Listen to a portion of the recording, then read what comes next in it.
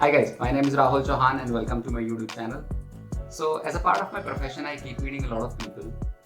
और मैंने नोटिस किया है कि पिछले एक साल में ड्यूरिंग लॉकडाउन पीरियड्स काफ़ी लोगों ने फाइनेंशियली काफ़ी ज़्यादा सफ़र किया और ये वो लोग थे जिन्होंने अपने फाइनेंसेस ठीक से प्लान नहीं किए थे। ऑन दी अदर हैंड कुछ ऐसे लोग भी हैं जिनकी शायद लॉकडाउन में जॉब्स भी गई, उनको काफ़ी सारे इनकम सोर्सेज भी उनके बंद हो गए, बट उनको ज़्यादा प्रॉब्लम नहीं आई in terms of managing their cash flows because उनकी प्लानिंग अच्छी थी।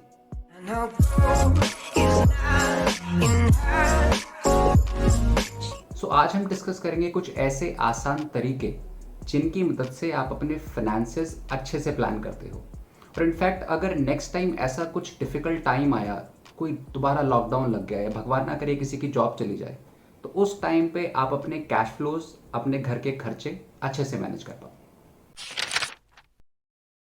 सबसे पहले मैं आपसे एक इंपॉर्टेंट क्वेश्चन पूछना चाहता हूँ। मान लीजिए, भगवान ना करे, बट मान लीजिए कि आज आपकी जॉब चली जाए या फिर आपका बिजनेस परफॉर्म करना बंद कर दे या आपका जो भी कोई कैश फ्लो सोर्स है वहाँ से आपकी इनकम आनी बंद हो जाए, तो ऐसे सिनेरियो में आप अपना नॉर्मल घर खर्च कितने टाइम तक विदाउट एनी प्रॉब्लम चला पाएंगे? ये क्वेश्चन थोड़ा अजीब था, लेकिन जब हम किसी भी क्लाइंट की फाइनेंशियल प्लानिंग करते हैं तो हम इसी क्वेश्चन से शुरू करते हैं। किसी भी इंसान के फाइनेंशियल प्लान का ये फर्स्ट स्टेप है। Ideally you should have 6 months of your normal expenses saved up in safe and liquid instrument. मतलब आपका यूजुअल लाइफ में 6 महीने के अंदर जितना खर्चा होना है वो आपके पास at any given point of time safe और लिक्विड इंस्ट्रूमेंट्स में सेव्ड होना चाहिए। What are safe and liquid instruments? आप ये पैसा किसी भी इक्विटी रिलेटेड प्रोडक्ट या किसी भी लॉक इन वाले प्रोडक्ट में नहीं डाल सकते। This money should be in form of FDs, liquid mutual funds, overnight और आर्बिट्राज म्यूचुअल फंड्स।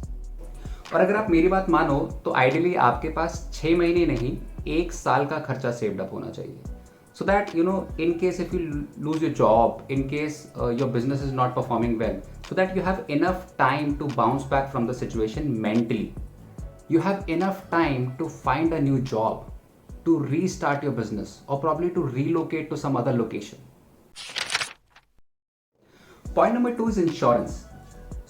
Insurance बहुत तरह के होते हैं, बट मैं आपको बोलूंगा there are only 2 types of most important insurances that you should have. First is term insurance and second is health insurance. Term insurance is a pure life insurance. Term insurance के अंदर आपको एक बहुत छोटा सा एनुअल प्रीमियम पे करके एक बड़ा सा लाइफ कवर मिलता है। I'll give you my own example. I took my term insurance when I was 23 और आज भी मेरा प्रीमियम ऑलमोस्ट सेम है। मेरा annual premium that I pay is around 8,000 rupees and I have a life cover of 1 crore rupees. Now this term insurance gives me a mental peace that if tomorrow I am not there, my family would not face any sort of financial issues. मेरे हिसाब से आप सभी के पास एक अच्छा term insurance होना चाहिए so that in case of any mishappening, at least आपके परिवार का फाइनेंशियल फ्यूचर सिक्योर हो सके। और आप टर्म इंश्योरेंस जितनी जल्दी लेंगे उतना ज़्यादा सस्ता पड़ेगा। Second is health insurance. Usually job class लोगों के पास एक हेल्थ इंश्योरेंस होता है which is given to them by their employer, but usually उसका कवर बहुत कम होता है। It is usually 1 lakh, 2 lakh, 3, 5, 10 lakh rupees. But I would advise to take a separate health cover that covers all your family. और मैं ऐसा इसलिए बोल रहा हूँ कि मान लीजिए कल को कोई फाइनेंशियली डिफिकल्ट सिचुएशन आए और उसी टाइम पर आपके परिवार का कोई सदस्य बीमार पड़ जाए, तो आपके फाइनेंशियल क्राइसिस की वजह से उस सदस्य के इलाज पे कोई भी फर्क ना पड़े। वैसे इंडिया में आज भी लोग हेल्थ इंश्योरेंस को बहुत ज़्यादा इंपॉर्टेंस देते नहीं है। मैं आपको एक रियल एग्जांपल देता हूँ। कुछ साल पहले मैं एक क्लाइंट से मिला था। वो ग्रेटर नोएडा में रहते थे। उनके पास काफ़ी ज़मीनें थी, इवन उनकी काफ़ी ज़मीन अक्वायर भी हुई थी, तो he got a lot of money.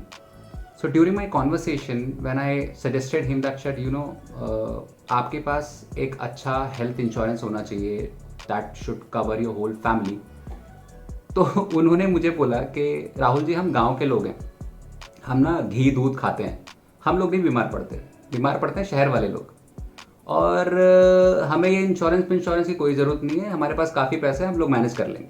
So although मैंने उन्हें काफ़ी समझाया बट उनकी कुछ खास समझ में आया नहीं।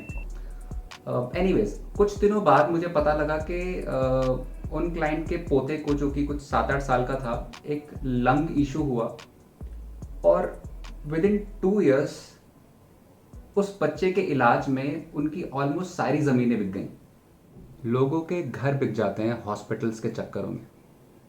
और एक और इंटरेस्टिंग बात, आपको हेल्थ इंश्योरेंस भी तभी तक मिलता है जब तक आप हेल्दी हो।